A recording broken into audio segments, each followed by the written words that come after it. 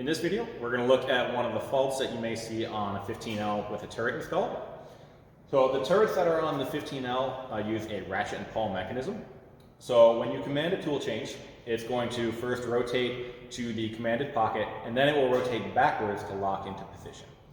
And there is a switch that is looking to see that the rotation backwards has been completed.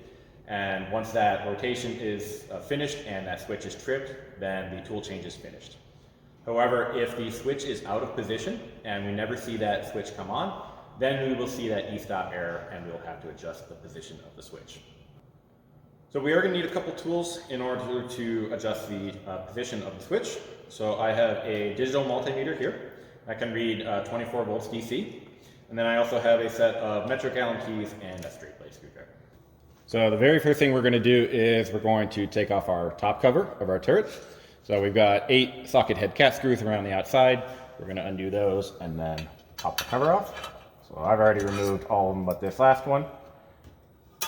And when we take off our cover, our gasket is going to come with it. So this is a metal gasket, so you don't have to replace it when you take the cover off every single time. You can reuse the gasket as long as you don't tear it, so just do be a little bit careful with it. Before we take our reading on the lock switch to make any adjustments, we do need to know that the turret head is in the lock position. So what we can do is take a dowel rod or other piece of material and put it into one of our stick tool positions. And we'll just rotate clockwise, just pushing down onto the turret head until it won't rotate anymore. You do need a piece of material approximately a foot long or 25 centimeters. And you are going to be giving it a good tug in order to rotate because the turret does have a good amount of resistance. But as long as it doesn't move into position, then we know that we're as far backwards as we can go, and then we can take our measurement. So what I've done on my meter is to set it to measure DC voltage.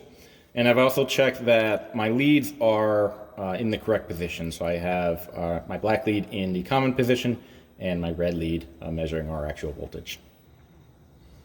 So if we look at our switch itself, you'll see on my turret that on the left side here, we have our red wire, and then soldered on the right side, we have our pink wire. So this may be swapped on your turret. The first couple of batches of Generation 2 turrets did have this reversed, which doesn't matter for the operation of the switch. It's just for our adjustment. We do specifically want to be measuring the pink wire. The red wire is 24 volt supply, so if we measure on that one, we're always going to see 24 volts. So just make sure that you are measuring on the pink wire. So before I even make any adjustment, I'm going to take a first reading. I'm just going to put my black lead on the main body of the casting, and then my red lead on the pink wire of the switch, which in my case is on the right side. And if I look at the display on my meter, this is showing me 0 volts right now. And that is telling us that the switch does need to be adjusted and just push backwards. So I'm going to loosen our 2 screws here, and I'm going to push the switch to the right side of the machine, backwards away from the face of the turret.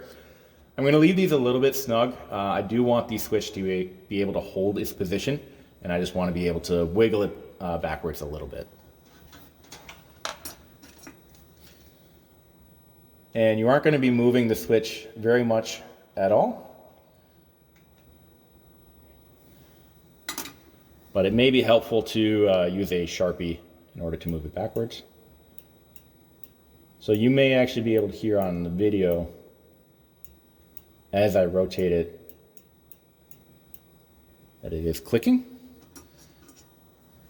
And I'll take a second reading, again, black lead on the main body, red lead on our pink wire, and this is showing us 24 volts now. So we do want to be pretty close to the point where we actually are just tripping.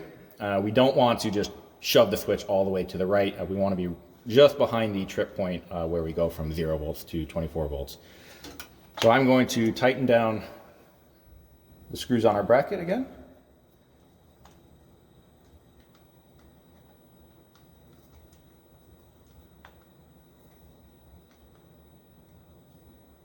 And take one more reading just to make sure that it didn't shift while tightening the screws. And I still do see 24 volts on our switch here, so we are in the correct position.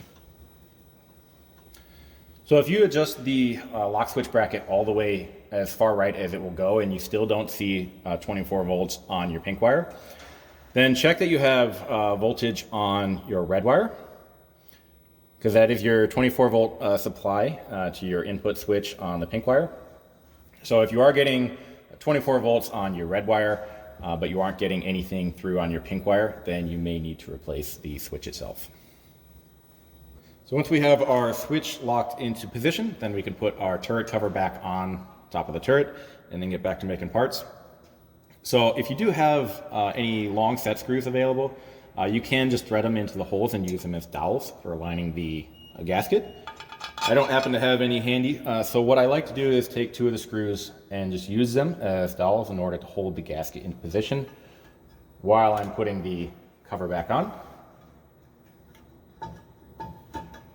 And then once I have those guys started a little bit, then I can put the rest of the screws in and tighten them down.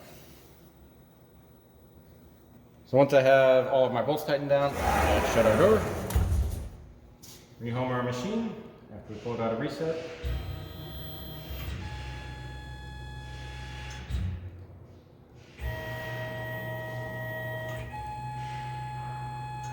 And then I'm going to command a couple tool changes just to test.